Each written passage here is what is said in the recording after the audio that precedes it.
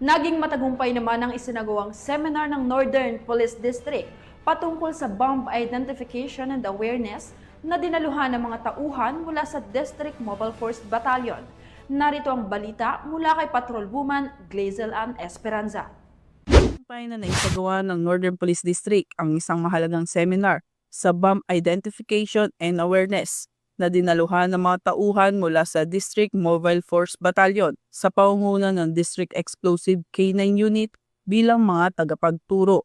Sa naturang pagsasanay, masusing itinuro ang tamang pagkilala sa mga kahina-hinalang bagay, ang wastong proseso sa paghawak ng bomb threats at ang mga naaangkop na batas kaugnay ng mga pampasabog.